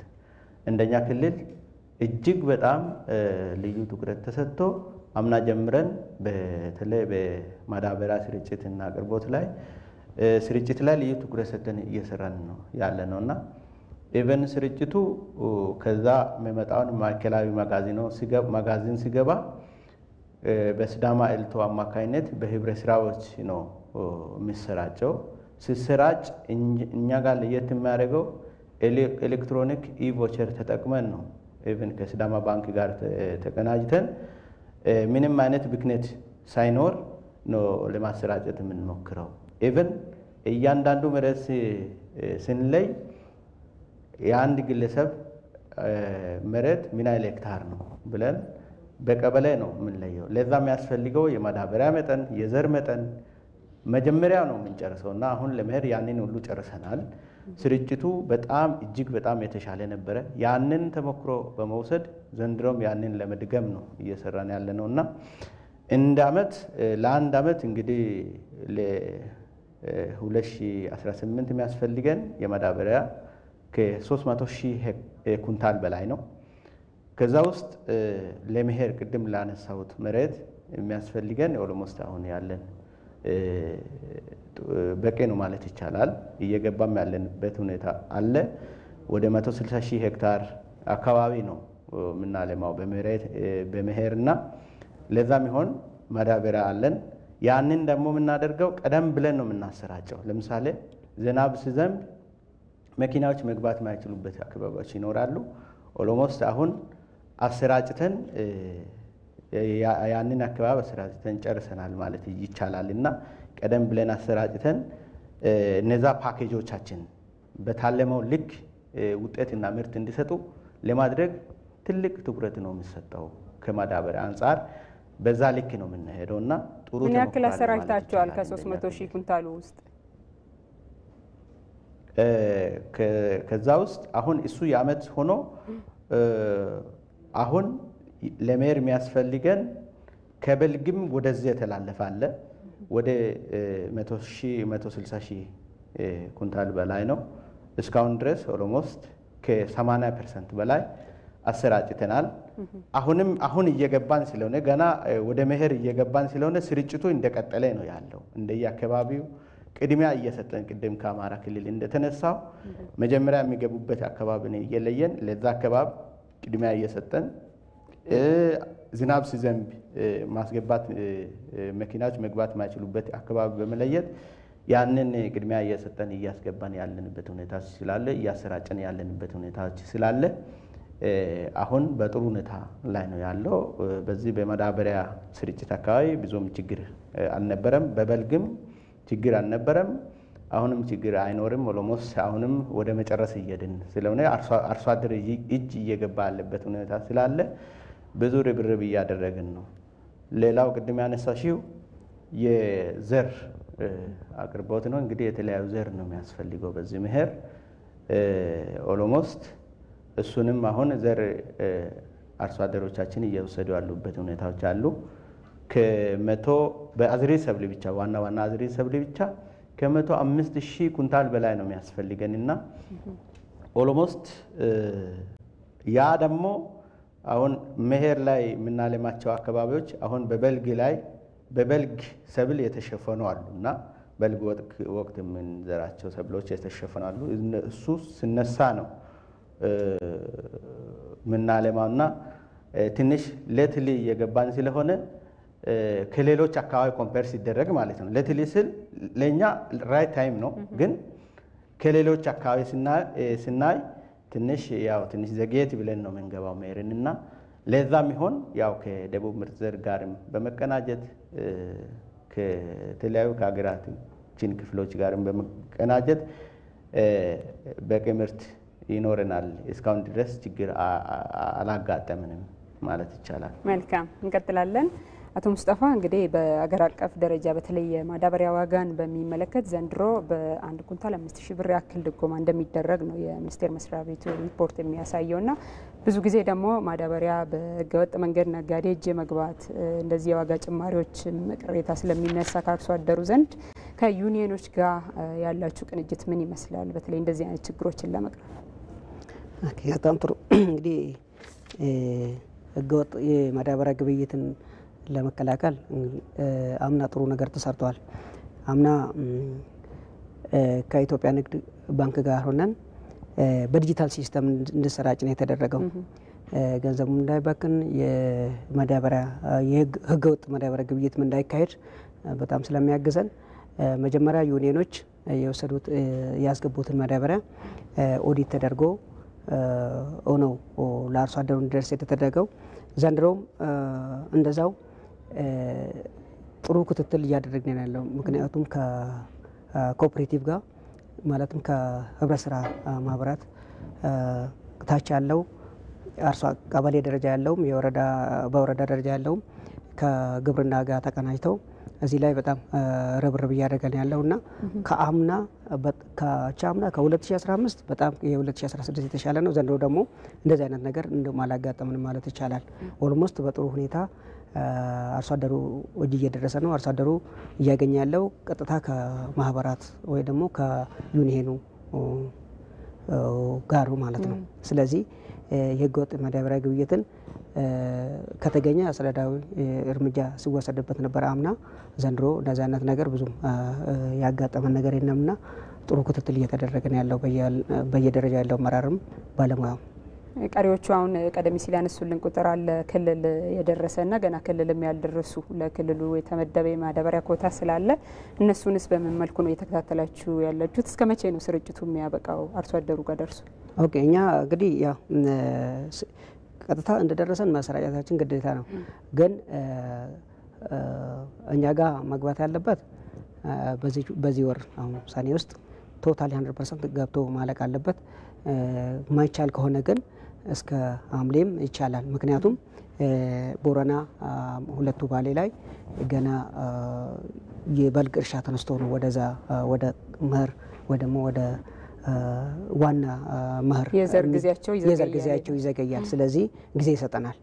አሁን ጊዜ የማይሰጠን አሁን ቅድሚያ የሚዘሩት በተለይ አገዳ ሰብሎችን በቆሎና ማሽላን በስፋት እዛ ላይ እየተሰራጨን ያለው ኦልሞስት አሁን ቅድም አላነሳሁትም እንጂ ወደ 2.6 ሚሊዮን ሄክታር ተዘርቷል። ከዚህ ውስጥ በቆሎ ወደ 1.3 ሚሊዮን ሄክታር ነው በስፋት ዌስተርን ፓርት ኦፍ ኦሮሚያ በስፋት ተካሂዶበታልና እና እዚህ ላይ ቅድሚያ ማግኘት ያለበት ቅድሚያ እየሰጠን ያለን በተለይ መንገድ የሚያስቸግራቸው መንገድ ብቻ አይደለም የተለያዩ የጸጥታ ችግሮች ያሉባቸው እነዚህን በጣም በትኩረት መንግስት ትኩረት ሰጥቶ በየደረጃ ያለው አመራርም እዚህ ላይ ምክንያቱም ምርትና ምርታማነትን ለመጨመር ግዴታ ማዳበሪያ ካልተጠቀም ምርቱ በጣም ስለሚወርድ እዚህ ላይ ሁሉም ባለድርሻ አካላት እየሰራበት ነው ያለው። መልካም እንመለሳለን። አንድ ደዋይ ስላሉን ሀሳባቸውን እንጋራ። ሄሎ ጤና ይስጥልን። ሄሎ ጤና ይስጥልኝ። ማን በል ከየት ነው? መላክ እባላለሁ። ከየት ነው ደዋያችን? ከዚሁ ነው። መልካም ይቀጥሉ። እሺ እኔ ምለው ግብርና በተለይም የባሌን ተወካይ ነው መልስ እንዲመልስ እንፈልገው እና ብዙ ጊዜ የግብርና ሙያተኞች የሰብሎች የሚዘሩበትን ወቅት ላይ ጠንቅቀው ለገበሬ ለምን አይገልጹ? በተለይም የአበባ እህሎች ከምን ወር ጀምሮ ነው መዘራት ያለበት? ሄሎ እየሰማን ነው። ይቀጥሉ። ይሰማል። ተሰምቶታል? ይሰማል። አዎ የአበባ እህሎች መዘራት ያለባቸው ከምን ወር ጀምሮ ነው? ይህንን ለገበሬው ጠንቅቃችሁ ብታደርጉ ጥሩ ይመስለኛል። መልካም እናመሰግናለን ስለ ጥያቄው። እንቀጥላለን። ዶክተር ማንደፍሮ ወደ እርሶ ልምጣና ቀደም ሲልም ሌላ ደዋያችንን በተለይ ዝናብ አጠር የሆኑ አካባቢዎች ላይ ምን አይነት ዝግጅት ነው የተደረገ ያለ የሚል ነገር አንስተዋል። አሁንም ደዋያችን በቂ መረጃ ስለመስጠት ነው ያነሱት። የትኛው ጊዜ ላይ የትኛው ዘር ነው መቅደም ያለበት የሚለው ለአርሶ አደሩ በቂ ግንዛቤ እየተሰጠ ነው ወይ የሚል ጥያቄ አንስተዋል እና እነዚህን መልስና እንቀጥላለን። እሺ አመሰግናለሁ። ያው በጣም ጥሩ ጥያቄ ነው። እንግዲህ እርሻ ዞሮ ዞሮ የግብርና ልማት ያው ከወቅት መሰረታዊ ነው። አብዛኛው ሌላው ሴክተር ላይ ጊዜ ሊጠብቅ ይችላል። የግብርና እያንዳንዷ እንቅስቃሴ ግን ጊዜን መሰረት ያደረገች ነች። ይህን እያልኩ ያለሁት ከምን አንጻር ነው? የእርሻ እያንዳንዱ ማሳ መቼ እንደሚታረስ፣ መቼ መታረስ እንዳለበት፣ ስንት ጊዜ መታረስ እንዳለበት በፓኬጅ የተካተተና አርሶ አደራችንም በልምምድ ያካበተው አጠገቡ ያሉ ባለሙያዎችም ደግሞ በሚሰጣቸው ወቅቱን የጠበቀ ስልጠና አንጻር ይህንን ተግባር ከመፈጸም አንጻር ቀደም ብዬ በገለጹት አግባብ አርሶ አደሩ እንዲፈጽም ድጋፍ እያደረጉ ምክረ ሀሳብ እየሰጡ ያለበት ሁኔታ ነው ያለው እና በዚህ መልኩ ነው እየተሰራ ያለው። እሱ ብቻ አይደለም፣ የዘር ጊዜም ትክክል ነው። እንደየሰብል አይነቱ የዘር ጊዜውም ይለያያል።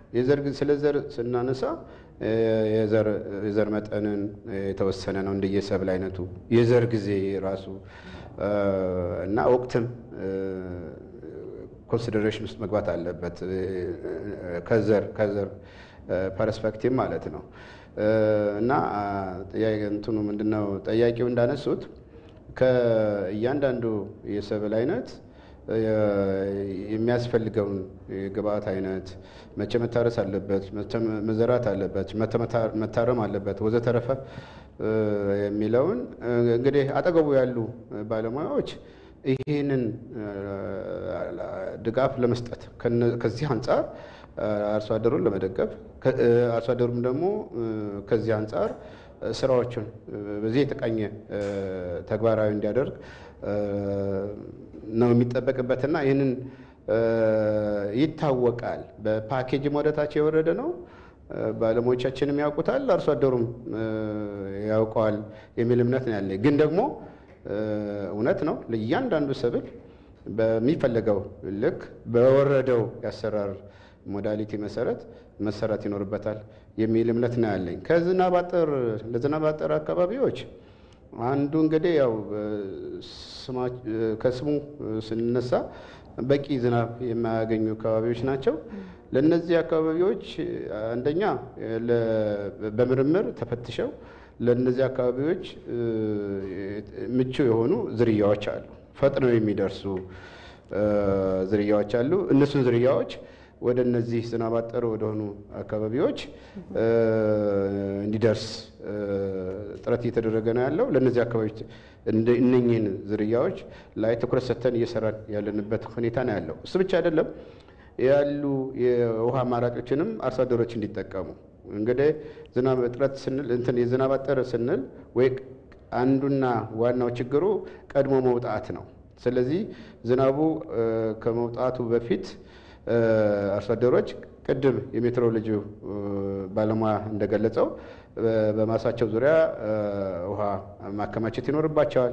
አልፎ የሚሄዱ ወንዞች ካሉም በመስኖ መደገፍ፣ በመስኖ ሰፕሊመንት ማድረግ ይጠበቅባቸዋል።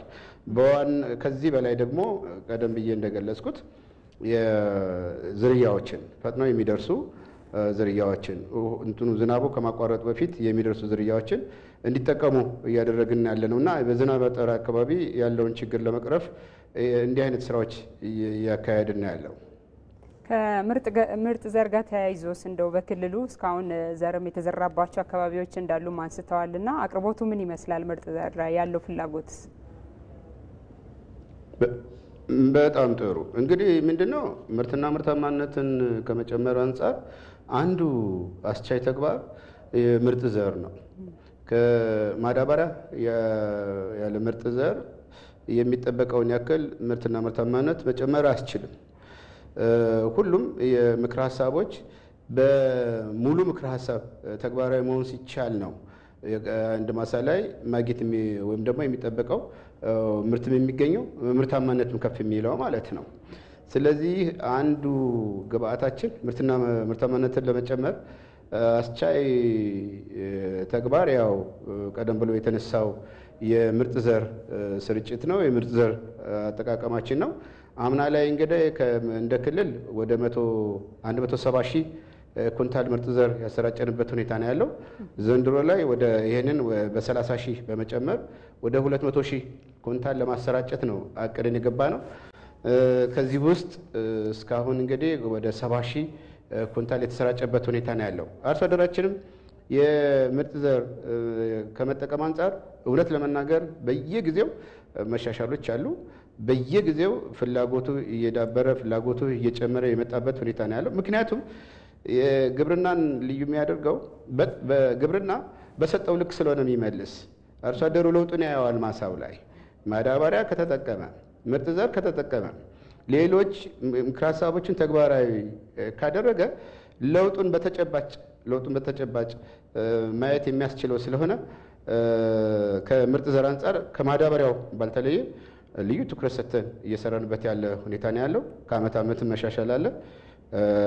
ከዚህ አንጻር በስርጭትም በምርትም ጥሩ ሁኔታ ነው ያለ ነው እና ስርጭታችንም በዚህ ሁኔታ ተጠናክሮ ይቀጥላል የሚል ነገር ነው ያለኝ። መልካም። ወደ ሲዳማ ክልል ልሂድና ሐዋሳ ስቱዲዮ ወደ ማጠቃለያ ሀሳብም እየሄድን ስለሆነ የመኸር እርሻ ቀሪ ስራዎች ምንድን ናቸው? በእናንተ ክልል በተለይ የልማት ሰራተኞች የሚባሉ ነበሩ ባለሙያዎች ከአሁን በፊት። አሁን እንደዛ አይነት ድጋፍና ክትትል የሚያደርጉ ባለሙያዎች አሉ ወይ? የዘርፉ የግብርና ቢሮ ዘርፎቹስ በየወረዳው በየዞኖቹ ያሉትስ ምን አይነት ድጋፍና ክትትል ነው የሚያደርጉት ለአርሶ አደሩ? መልካም እንግዲህ አመሰግናለሁኝ። ጥሩ ጥያቄ ነው። መኸር እርሻችን እንግዲህ ከዚህ በኋላ ያንን ባቀድነው ልክ ሁሉንም መሬት ማሳ ዝግጅቱን መጨረስና በጊዜው በካላንደሩ መሰረት መዝራት ነው የሚጠበቅብን እንግዲህ እና ያንን ኦልሞስት ያው እያፋጠነን ስለሆነ ያንን ደግሞ ስናከናውን ታች ያሉ ዲኤዎች አሉ፣ በየቀበሌው አሉ። እነዚያ እያንዳንዱ አርሶ አደር በክላስተር በስንት አርሶ አደር አለ፣ ምን አይነት ግብዓት ያስፈልገዋል፣ ማሳ ዝግጅቱ በየሳምንቱ በየቀኑ የሚደርስበትን ስታተሶችን አፕዴት እያደረጉ የሚሄዱበት ሁኔታዎች አሉ። ወቅቱ እንዳልፍ ለአርሶ አደሮቻችን በየጊዜው እዛ አጠገባቸው ሆነው ግንዛቤ እየሰጡ የሚሄዱበት ሁኔታዎች አሉ። ያንን ደግሞ ለነርሱ ብቻ ሳንቶ የኛ የክልሉ አመራር ጭምር እዛ ቀበሌ እስከ ማደር ድረስ አድረው መሰሩበት ሁኔታዎች አሉ። ግብርና በቀላል ምርት የሚገኝበት ሁኔታ አይደለም።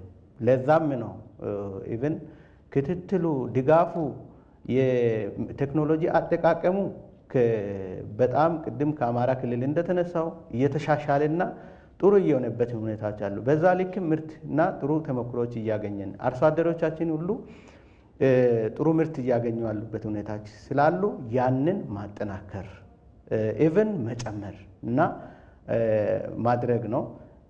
ከክልል እያንዳንዱ ክላስተር በክላስተር ነው። እኛ በወረዳ አይደለም በዞን ብቻ አይደለም፣ ታች ቀበሌ ላይ ክላስተሩን ለይተን ነው ክላስተሮችን ኩታገጠሞችን ደረጃ እያወጣን ነው በየሳምንቱ የምንሄደው። በዚህ ሳምንት ይሄ ክላስተር በዚህ ላይ ደርሷል ደረጃ እያወጣን የምንሄድበት ሁኔታዎች ስላሉ የክልሉ የዞኑ የወረዳው እስከ ታች ድረስ ወርዶ አርሶ አደር ጋር ሆኖ የሚደግፍበት ሁኔታዎች ስላሉ ቀሪ ከዚህ በኋላ በሚኖረን ጊዜ ቶሎ እንግዲህ ያው ሜትሮሎጂ ሁኔታም እየሰማን ነው።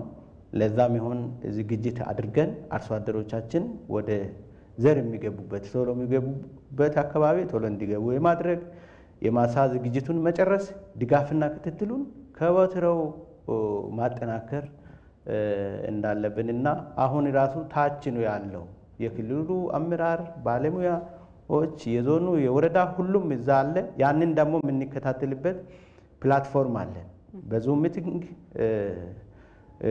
ክቡራን የክልላችን ከፍተኛ አመራሮች በየሳምንቱ ይገመግማሉ። ግብርና የት ደረሰ፣ እዚህ አካባቢ የት አካባቢ የት ደረሰ የሚለውን ያንን ሁሉ የሚከታተሉበት እንደ ቢሮም በየ3 ቀን የምንገመግምበት ሁኔታዎች ስላለ ያንን አጠናክረን ከቀጠልን እግዚአብሔር ከረዳን ጥሩ ፕሮግሬሶች ካምናም የተሻለ ነገር እናገኛለን ብለን እናስባለን። መልካም አቶ ባንጉ እጅግ አመሰግናለሁኝ። ወደ ኦሮሚያ ክልል ልምጣና አቶ ሙስጠፋ በተለይ የግብርና ስራ እንግዲህ የግብርና ቢሮ ወይም የግብርና ሚኒስቴር ስራ ብቻ አይደለም። በዘርፉ ብዙ ድጋፍ የሚያደርጉ ተቋማት አሉ። ለምሳሌ በየክልሉ የግብርና ምርምር ኢንስቲትዩቶች አሉ። ምርጥ ዘር ላይ የተሻሉ ምርምሮችን የሚያወጡ ተቋማትም ስላሉ ከነሱ ጋር ያላችሁ ቅንጅት ምን ይመስላል? ከግብርና ሚኒስቴርም ጋር በተመሳሳይ። ኦኬ፣ በጣም ጥሩ። እንግዲህ ግብርና በአንድ መስሪያ ቤት ብቻ የፈለገውን ያቀደውን ማሳካት የሚችል ሴክተር አይደለም። ባለድርሻ አካላቶች በተለይኛ እንደ ኦሮሚያ ፕላትፎርም አለን። ኤቲኦ አግሪካልቸር ትራንስፎርሜሽን። ይሄ የሚመራው እንግዲህ በፕሬዝዳንት አማካኝነት ነው። በአመት 2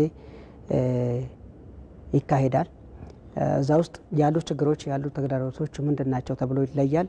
አቅጣጫ ይቀመጣል። ያንን አቅጣጫ ደግሞ በየደረጃ ያለው አመራር ባለሙያ ወደ ስራ ያስገባል። በተለይ ኢኒሼቲቮች ላይ ጠንከር ያለ አቅጣጫ ይቀመጣል ማለት ነው። እዚህ ላይ ግብርና ምርምር ትልቅ አስተዋጽኦ አለው። ምክንያቱም ፓኬጆችን የመከለስ ያንን የከለሱትን ፓኬጆች ደግሞ ወደኛ ያስተላልፋል። እኛ ደግሞ የተከለሰው ፓኬጅና ቴክኖሎጂ ፕላስ አድርገን በተጨባጭ ወደ አግሮኢኮሎጂ ወደኛ አግሮኢኮሎጂ ወደኛ በየዞኑ ያለው አግሮኢኮሎጂ ቀይረን ወደ ታች እናወርዳለን። እዛ ላይ ደግሞ አርሶ አደሩ ጋር እንድረስ ባለሙያ ጋር እንድረስ ልማት ጣቢያ ሰራተኛው ጋር እንድረስ እናደርጋለን። እንደዛ እያደረግን እንግዲህ እንከታተላለን፣ ድጋፍ እንሰጣለን። የግብአት አቅርቦት ሁኔታን ስርጭት ሁኔታን እንከታተላለን። ከዚህ ውጭ ደግሞ የሰብል ጥበቃ ሁኔታ ላይ በጣም ትኩረት አድርገን እንሰራለን። ይህን ደግሞ ምርምሮች ትልቅ አስተዋጽኦ አላቸውና ዩኒቨርሲቲዎች ትልቅ አስተዋጽኦ አላቸውና ከዚህ ላይም በጣም ተቀናይተን እየሰራን ያለን ነው። አርሶ አደሩ ምን አይነት ስራ ነው መስራት የሚጠበቅበት? በዚህ የክረምት ወራት ውስጥ ምን ላይ ትኩረት ማድረግ አለበት? እንግዲህ ቅድም እንዳነሳሁት አሁን ግብአቶች ቀርበዋል። ኦልሬዲ አርሶ አደሩ አሁን ማድረግ ያለበት የመሬት ዝግጅቱን ቶታሊ 100% መጨረስ አለበት። የመሬት ዝግጅቱን ደግሞ በተቻለ መጠን ትራክተሮቹን በጣም መጠቀም አለባቸው። ከዚህ ውጪ የግብአት በተለይ ማዳበሪያን በጊዜ ወደ ቤታቸው መውሰድ አለባቸው። ሌሎች ግብአቶችን ዘርንም በጊዜ መውሰድ አለባቸው። ከዚህ ውጪ የዘር ወቅቱን እንግዲህ ዝናብ ላይ በተመሰረተ በተለይ የካሌንደር ኦፍ ኦፕሬሽን ወይ ደግሞ የጊዜ የዘር ወቅት በተመለከተ እኛ ከልሰናል። ኦልሬዲ ከግብርና ሚኒስቴር በደረሰን እንትን መሰረት ያንን በመጠቀም ታች ያለው ባለሙያ በመጠቀም ወደ ስራ እንደተገበሩ ምርትና ምርታማነት ላይ አስተዋጽኦአቸውን እንዲያደርጉ አርሶ አደሮች ከልማት ጣቢያ ሰራተኞችና በታች ያለው አመራር ጋር እንዲሰሩ ጥሪ እናቀርባለን። በጣም አመሰግናለሁ። እንግዶቼ አቶ ሙስጠፋ ሁሴን በኦሮሚያ ግብርና ቢሮ የሰብል ልማት ዳይሬክተር፣ እንዲሁም ከባህር ዳር ስቱዲዮ ዶክተር ማንደፍሮ አስላከ የአማራ ክልል ግብርና ቢሮ የሰብል ልማት ዳይሬክተር። ከሐዋሳ ስቱዲዮ የሲዳማ ክልል የእርሻና ተፈጥሮ ሀብት ቢሮ የእርሻ ዘርፍ ምክትል ቢሮ ኃላፊ አቶ ባንጉ በቀለ እንዲሁም አብረውን ቆይታ ያደረጉ ዶክተር አሳምነው ተሾመ የኢትዮጵያ ሜትሮሎጂ ኢንስቲትዩት ምክትል ዋና ዳይሬክተር አብራችሁን ቆይታ ስላደረጋችሁ ሁሉንም እንግዶቼ ከልብ አመሰግናለሁ።